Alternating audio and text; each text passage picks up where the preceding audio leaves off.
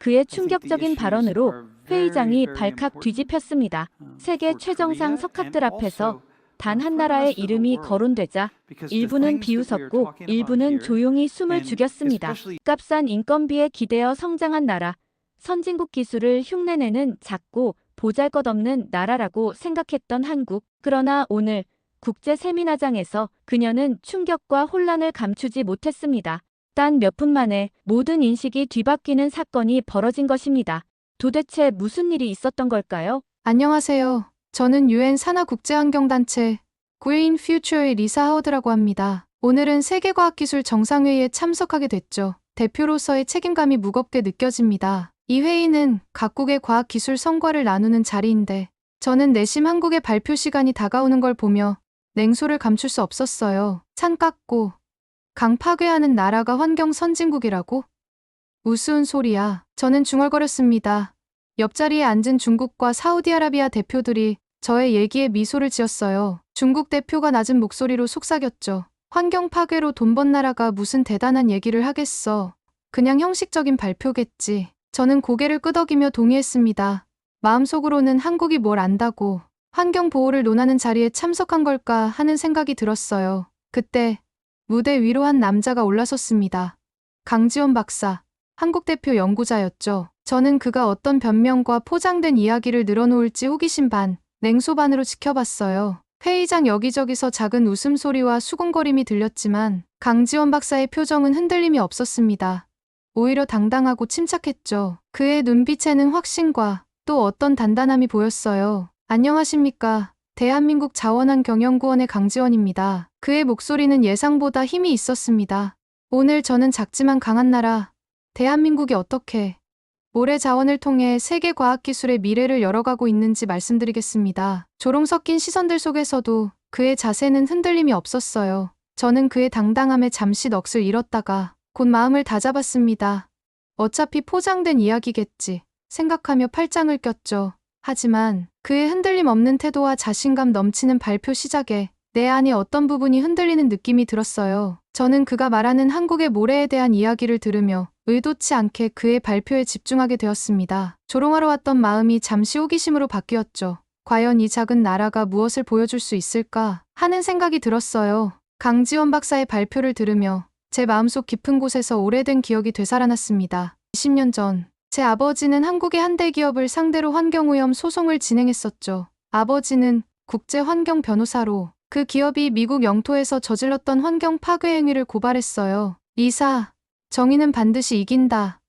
아버지는 항상 그렇게 말씀하셨습니다. 어린 저는 아버지를 영웅처럼 여겼죠. 하지만 현실은 잔인했어요. 한국 기업의 막강한 로비와 법적 공세에 아버지는 패소했고 그 충격으로 가정이 무너졌습니다. 한국은 돈 앞에서는 자연도 사람도 무시하는 나라야. 패소 후 아버지의 절망에 찬 목소리가 지금도 귓가에 생생합니다. 그날 이후로 우리 가족의 삶은 나락으로 떨어졌죠. 아버지는 알코올 중독에 빠졌고 어머니는 우울증으로 고통받았어요. 저는 그때부터 한국에 대한 깊은 반감을 품게 되었습니다. 대학에서 환경학을 전공하고 국제환경단체에 들어온 것도 아버지의 꿈을 이어받기 위해서였죠. 그리고 제 마음속에는 언젠가 한국의 위선을 세계에 폭로하겠다는 다짐이 있었어요. 강지원 박사가 모래의 자원의 과학적 가치와 한국의 생태 시스템을 설명하기 시작하자 저는 마음속 반감을 꾹 누르며 차갑게 지켜봤습니다. 또 과학이라는 이름으로 환경 파괴를 정당화하려는 거겠지 생각했죠. 한국의 강 모래는 단순한 자원이 아닙니다.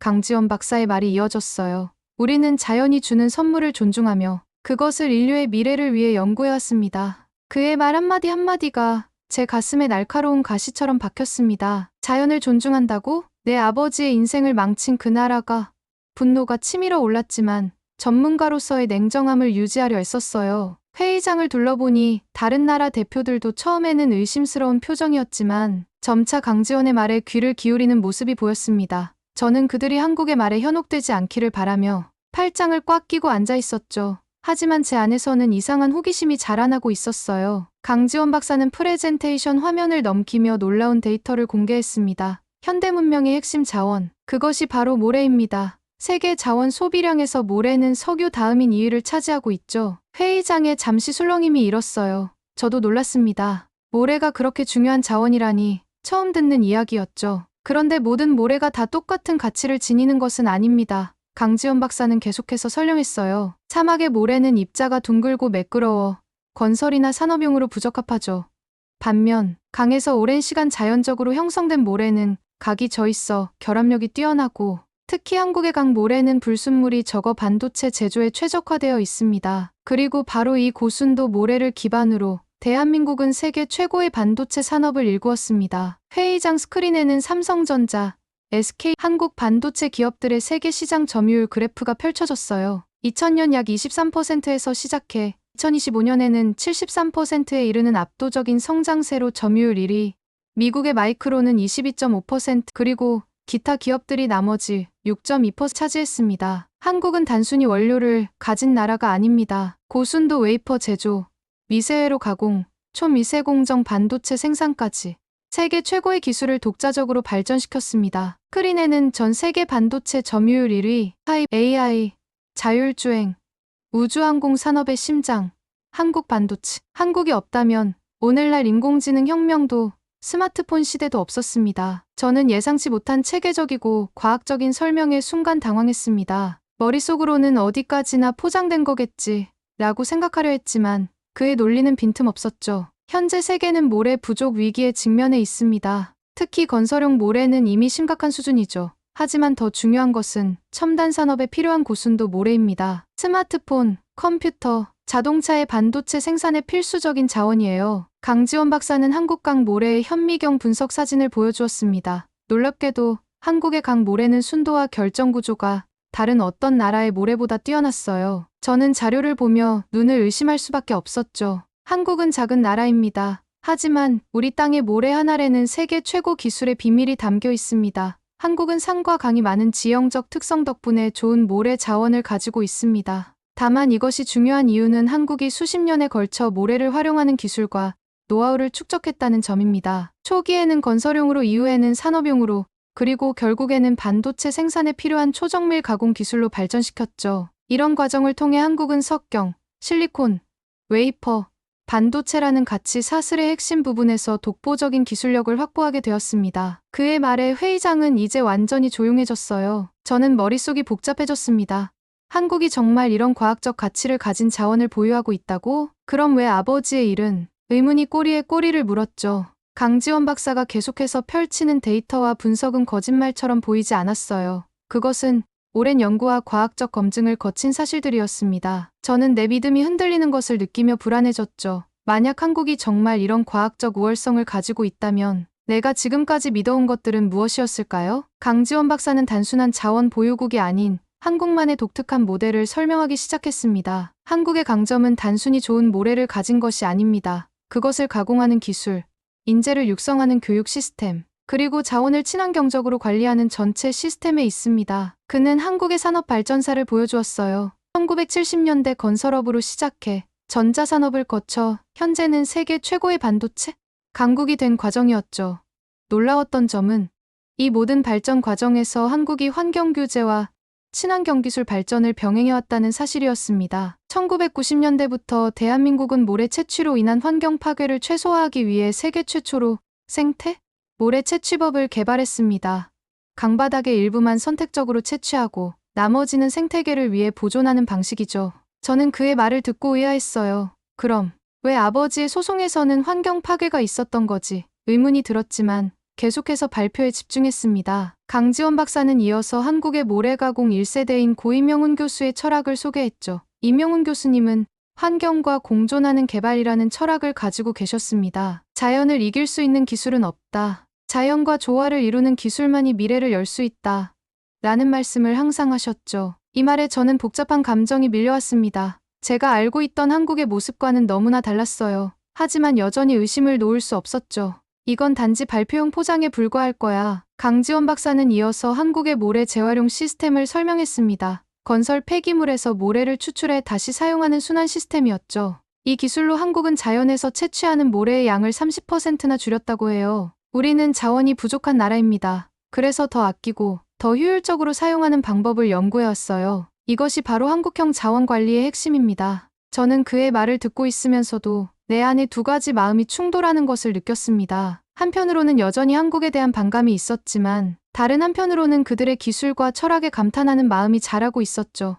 혼란스러웠어요. 발표가 끝나고 공개 토론 시간이 시작되었습니다. 저는 손을 들어 발언권을 얻었죠. 이제 제가 그동안 품어온 의문과 분노를 표출할 때였습니다. 강지원 박사님, 한국이 자연을 파괴하지 않고 경제를 성장시켰다는 말을 믿으라는 겁니까? 제 목소리는 의도치 않게 날카로웠어요. 저는 한국 기업이 환경을 희생시키며 성장해온 사례들을 너무나 많이 알고 있습니다. 회의장에 긴장감이 감돌았죠. 모든 시선이 저와 강지원 박사에게 쏠렸어요. 그는 잠시 저를 바라보더니 예상과 달리 흥분하거나 방어적인 자세를 취하지 않았습니다. 오히려 조용히 태블릿을 열고 몇 가지 자료를 찾기 시작했죠. 하워드 씨의 질문에 감사드립니다. 그의 목소리는 차분했어요. 한국도 산업화 과정에서 환경 문제가 없었던 것은 아닙니다. 70년대에서 80년대에는 분명 많은 실수가 있었죠. 하지만 우리는 그 실수를 인정하고 바로잡기 위해 노력해왔습니다. 그는 화면에 한국의 환경정책 변화 그래프를 띄웠어요. 90년대부터 시작된 강력한 환경 규제와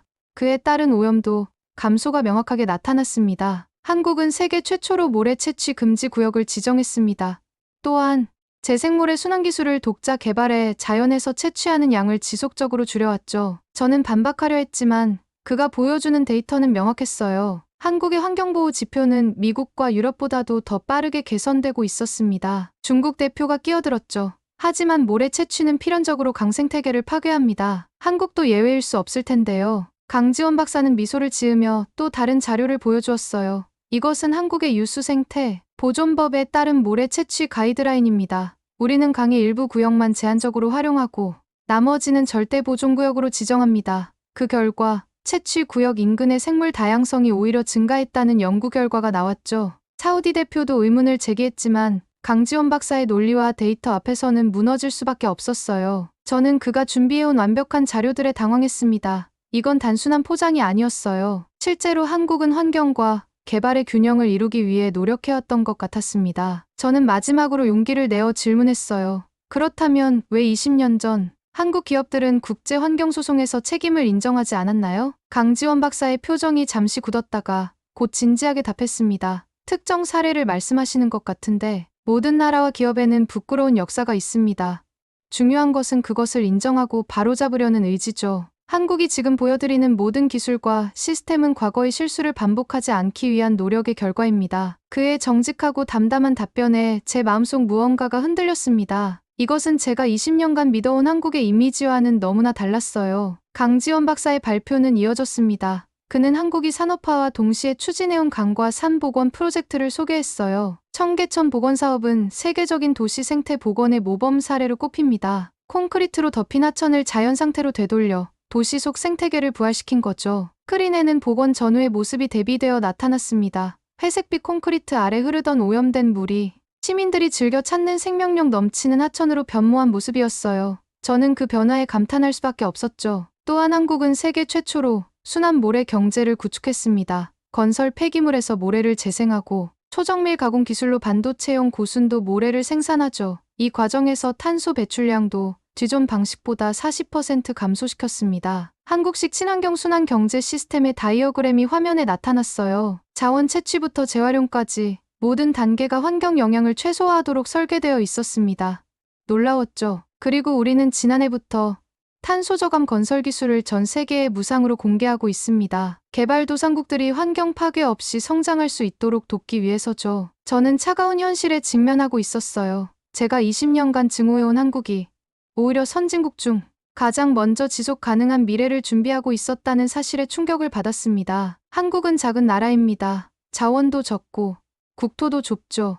하지만 그렇기 때문에 더 일찍 지속 가능성을 고민할 수밖에 없었어요. 우리에게는 선택이 아니라 필수였습니다. 강지원 박사의 말이 제 가슴에 와닿았어요. 저는 잠시 아버지의 얼굴을 떠올렸습니다. 만약 아버지가 이 발표를 들었다면 어떤 생각을 했을까요? 여전히 한국을 증오했을까요? 아니면 그들의 변화를 인정했을까요? 저는 이제 제 안의 편견과 마주해야 했습니다. 20년간 믿어온 환경 파괴국 한국이라는 이미지가 무너지고 있었어요. 그 자리에 새로운 한국, 환경과 기술의 조화를 이루는 나라의 모습이 그려지고 있었죠. 발표가 끝나고 쉬는 시간, 독일과 일본의 학자들이 강지원 박사를 둘러싸고 대화를 나누고 있었습니다. 저는 그들의 대화를 멀리서 지켜봤어요. 독일의 환경공학자 한스 밀러 교수가 감탄하며 말했습니다. 한국의 모델은 정말 혁신적입니다. 자원 채굴을 넘어 자연을 살리는 시스템이라고 할 수 있죠. 일본의 사토 교수도 동의했어요. 우리도 모래 부족 문제를 겪고 있지만 한국처럼 체계적인 접근은 하지 못했습니다.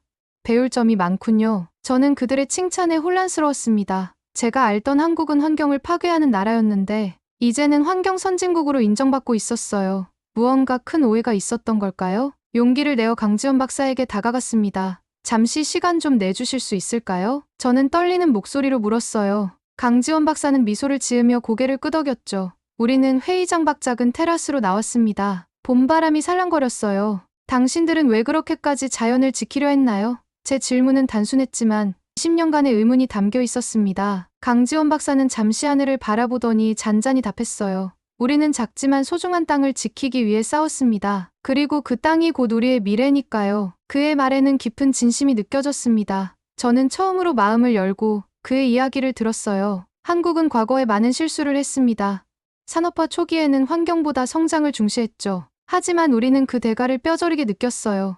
오염된 강, 파괴된 산, 그것이 우리에게 큰 교훈을 주었습니다. 저는 문득 궁금해졌어요. 혹시 하워드라는 이름을 들어보신 적 있나요? 20년 전 한국 기업을 상대로 환경소송을 했던 강지원 박사의 눈이 잠시 커졌다가 이내 깊은 이해의 빛을 담았습니다. 당신이 하워드의 딸이군요. 그 사건, 우리 업계에서는 전환점으로 기억하고 있습니다. 저는 놀랐어요. 전환점이라뇨. 그 소송 이후 한국 기업들은 해외 환경 정책을 전면 개편했습니다. 실제로 지금 제가 발표한 많은 기술들이 그 사건 이후 집중적으로 개발되기 시작했죠. 제 눈에 눈물이 고였습니다. 아버지의 패소가 역설적으로 한국을 변화시키는 계기가 되었다니 너무나 아이러니했어요. 당신 아버지의 싸움이 헛되지 않았습니다.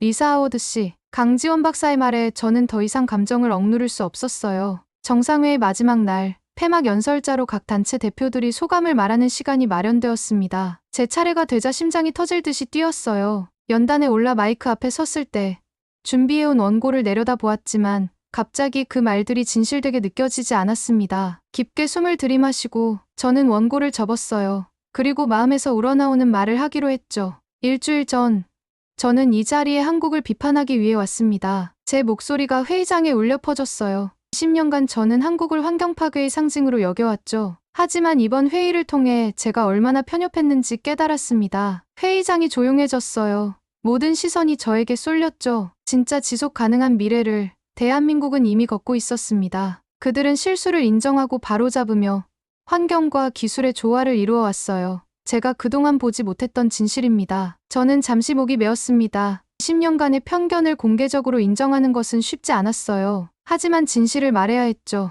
오늘 저는 여러분께 권합니다. 한국의 친환경 모래 자원 관리 시스템을 주목해주세요. 그들의 순환 경제 모델을 연구해주세요. 우리가 함께 지속 가능한 미래를 만들어 가는데 한국의 경험은 소중한 자산이 될 것입니다. 연설이 끝나자 뜨거운 박수가 터져나왔어요. 강지원 박사가 멀리서 미소 지으며 고개를 끄덕였죠. 제 마음속에서는 무거운 짐을 내려놓은 듯한 해방감이 느껴졌습니다. 회의가 끝난 후 각국 정부 대표들이 한국의 친환경 모델을 벤치마킹하겠다고 선언했어요. 독일, 프랑스, 캐나다를 비롯한 선진국들까지도 한국의 기술을 도입하기로 했죠. 이것은 작은 나라 한국에게 큰 승리였습니다. 호텔 방으로 돌아와 짐을 정리하며 제 인생의 다음 단계를 생각했어요. 지금까지의 삶은 증오와 편견에 기반했었죠. 하지만 이제는 새로운 시작이 필요했습니다. 결심을 하고 이메일을 작성했어요. 국제환경단체 Green Future에 사직서를 제출하는 내용이었습니다. 그리고 바로 이어서 한국국책환경연구소의 국제협력 부서에 지원서를 보냈죠. 저는 더 이상 비판자가 아닙니다. 저는 이제 이 나라에서 미래를 배우려 합니다. 이메일을 보내고 창밖을 바라보았어요. 해가 지고 있었지만 저에게는 새로운 아침이 시작되는 것 같았습니다. 아버지를 떠올렸어요. 그가 지금의 저를 본다면 어떤 생각을 할까요? 아마도 처음에는 이해하지 못할지도 모릅니다. 하지만 언젠가는 이것이 옳은 선택이었음을 그도 인정하리라 믿어요. 저는 아버지의 정의를 향한 열정을 이어받았습니다. 하지만 이제 그 열정은 증오가 아닌 협력과 이해를 통해 표현될 것이에요. 한국에서의 새로운 여정은 제게 또 다른 도전이겠지만 처음으로 마음이 가벼워진 느낌입니다. 창밖으로 보이는 도시의 불빛들이 마치 새로운 희망처럼 빛나고 있었어요. 한국. 이제는 증오의 대상이 아닌 배움의 대상이 된 이 나라에서 저는 진정한 환경운동가로 거듭날 준비가 되어 있었습니다. 지금까지 리사 하워드였습니다. 제 사연을 들어주셔서 감사합니다. 마지막으로 1초밖에 걸리지 않는 구독과 좋아요, 알림 설정은 영상 제작에 큰 힘이 됩니다. 항상 여러분들과 감동적인 사연을 나누고 싶은 감동의 수다입니다. 댓글로 여러분의 생각을 남겨주시고 이 중요한 이야기를 많은 사람들에게 공유해주세요. 오늘도 건강한 하루 보내세요.